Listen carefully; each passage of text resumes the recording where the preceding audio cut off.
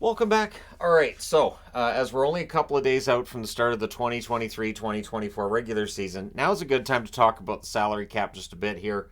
I have discussed the cap going right back to the start of this channel. Back October 6th of 2016, I made a video on how the salary cap didn't work. I felt like, yeah, it's probably outdated, it's probably outmoded.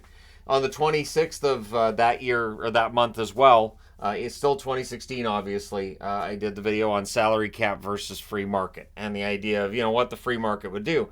What the free market would do ideally for Rangers fans, Leaf fans, Hawks fans, Bruins fans, etc. Well, the teams with all the money, like Montreal, they could spend the money, and the teams that don't have as much money just can't afford to keep players, and well, that's on them.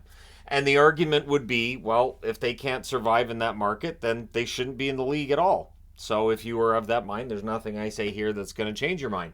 But for the National Hockey League, from their perspective, in 2005, they had a situation where salaries were skyrocketing because they couldn't just say no. It was an option, they didn't choose it. It's one of the weird things about the salary cap is basically it's a way of the league admitting, hey, if we're left to our own devices, these guys are going to get paid exorbitant amounts of money we can't afford to pay them, which again to me is weird. And then we get bent over backwards to say, hey, the players are being greedy here when they're just signing contracts that a GM has offered them, and if it's a really expensive one, odds are the owner knows that that contract's there too. So the salary cap versus free market thing gets really kind of murky very, very quickly, right?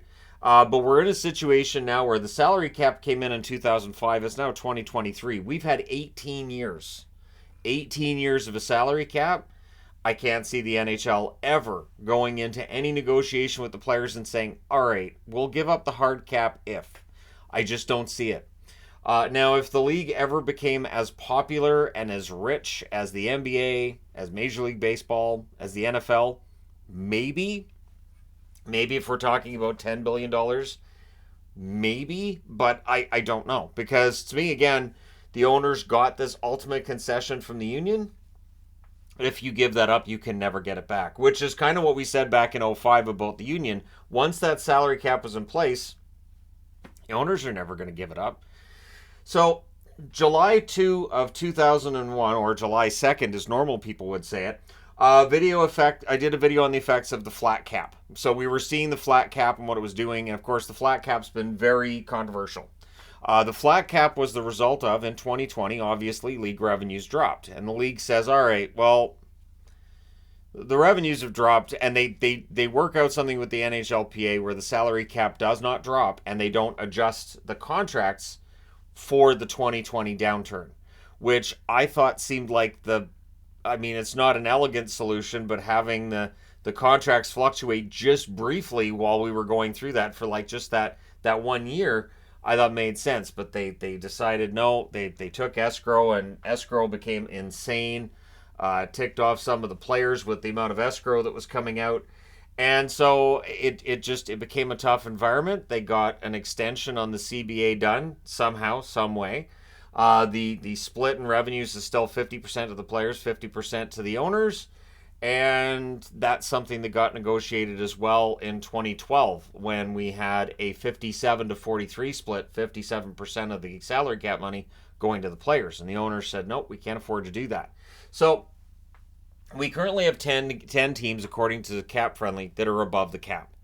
And they're there right now. There are players who can go on LTIR for these teams, but they're waiting until the start of the regular season in order to put players on LTIR. Because again, as I said, that maximizes your amount of cap relief.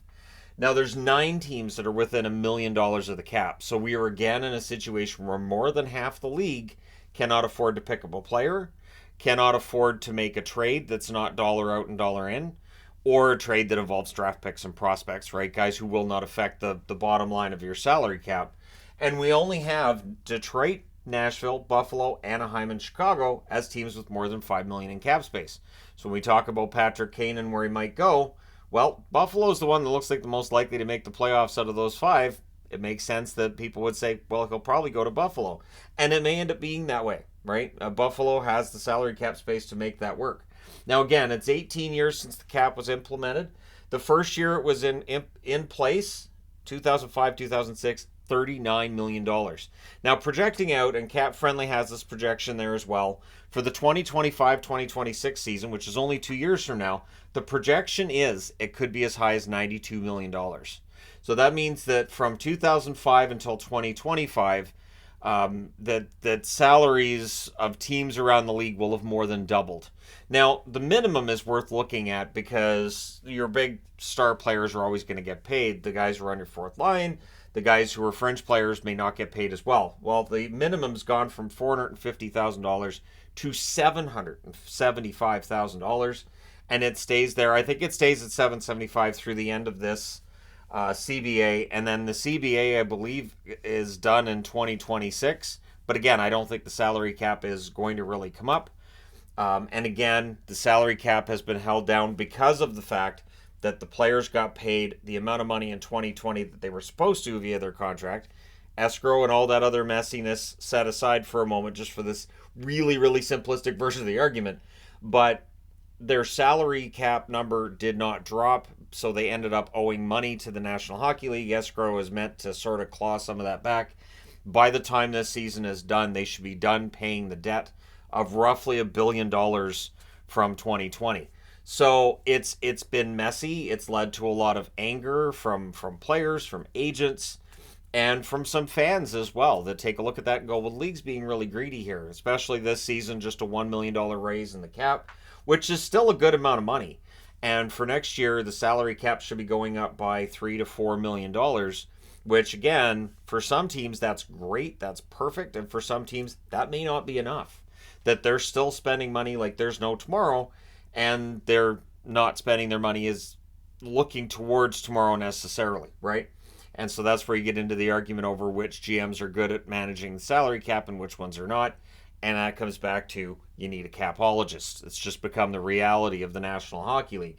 And it's one of those things that I've absolutely changed my view on. I think the salary cap is fine as is. If a team's above the cap, well, they don't ice their full roster. So you'll see them with 11 forwards, 5 defensemen. They have a roster that's cap compliant. It's just not a full roster.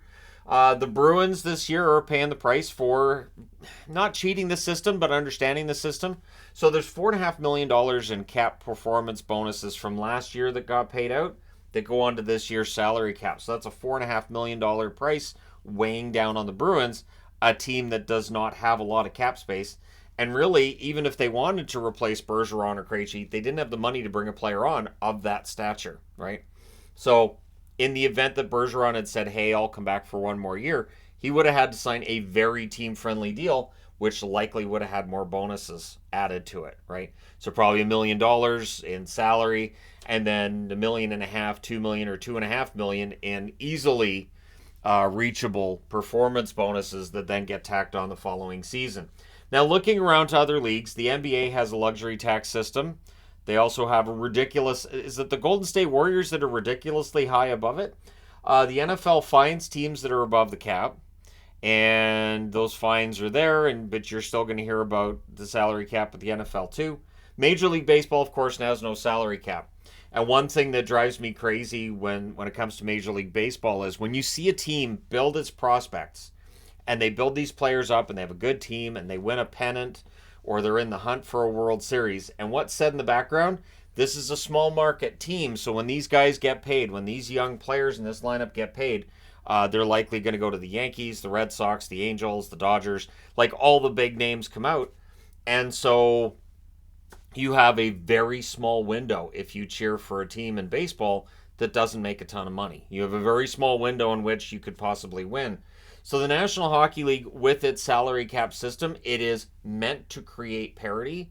It is meant to make it so that all the teams are on an equal footing. They're not. I've talked about how, Toronto can afford to pay out signing bonuses on July 1st that other teams can't. This is true of other Canadian teams, Original Six teams. They can afford to say, you know what, on July 1st, you get $5 million for signing here. And again, if you're a player and you're an unrestricted free agent, you're being offered $8 million cap hit by, say, Arizona, right? And you're going to get paid over the season. There's no signing bonus. You get a $7.5 million offer from Toronto, but $6 million of that is up front in a signing bonus on July 1st. Well, that's a win-win. You get all that money right away. You can do whatever you want with that money to earn interest on it and likely make up for some of that difference. And then you can also say to the media and to the fans, I took less money to come here. They offered me a bigger cap hit. I gave them a discount. When in reality, you took a contract that, yeah, it didn't pay you as much over that full year, but you got that $6 million up front. You got some cash. So it is a situation where it is not a completely level playing field. There are certain teams that, and people bring up the tax reasons, and there's tax reasons are there as well. But the signing bonus you can't overlook either. So even, again, Canadian markets, yeah, you're going to look at higher taxes, but they can also afford to pay these signing bonuses up front, which are substantial. And so that's definitely something that can even things out and maybe attract UFAs. It's going to be a point of discussion for a long time. The one thing is, back in 2016, we're only 11 years into the salary cap era, and I mean, everything's going really well. Why do we? Yeah, it didn't stay that way. And so it has changed my view on the salary cap in general. I do think that it is not a perfect system. I know LTIR ticks people off. I know there's various things about the salary cap that people think are unfair, but it's a system the NHL has shown no signs that they want to make changes to, much less actually abolish the hard cap. Whenever they've had a chance to discuss LTIR abuse and certain things, they'll say, oh, well, they're looking at it, but nothing ever really comes out of it. I don't think that the league itself cares that much. I think that players, fans, media, I think care more about certain teams maybe gaming the system a little bit than the NHL does. And that's where a lot of the complaints come from. And I understand those completely, but the cap at this point, yeah, 18 years of a salary cap, I don't think it's going anywhere. And the league itself, just from a league perspective, would be crazy to even consider going to the NHLPA and saying, all right, we'll give up the hard cap if, because they'll never get it back. So once you've got something like that in place, you can never get that back if you give it up. So that's where we're at. Again, I know it's not a popular topic of conversation for some fans. I just felt like we're going to be looking at teams doing cap gymnastics over the next week here. We're going to be hearing over the first few weeks of the season a lot about, okay, this team sent this guy down, brought this guy up. They're not actually sending that player down. They're not actually bringing this player up. But the amount of cash difference that makes on the salary cap means that for that day they've accrued this much.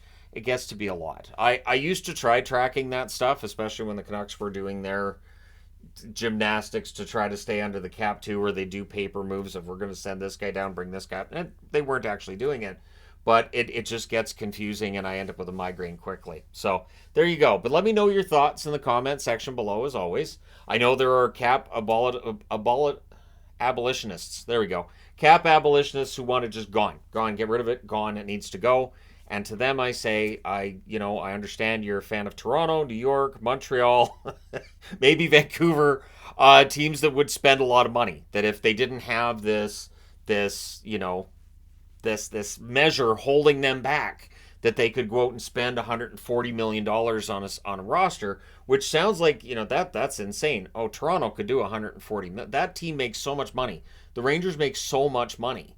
And it would be contracts where, yeah, the smaller market teams could not compete, and it would knock everything off kilter. So, but I understand that there are people that say, hey, free market, do it. And I respect that. I also respectfully disagree. But let me know your thoughts in the comment section below as always. Don't forget to hit like and subscribe. If you're browsing your way through, you just happened upon this video. Thank you guys so much for watching, for all your support. I will talk to you again soon.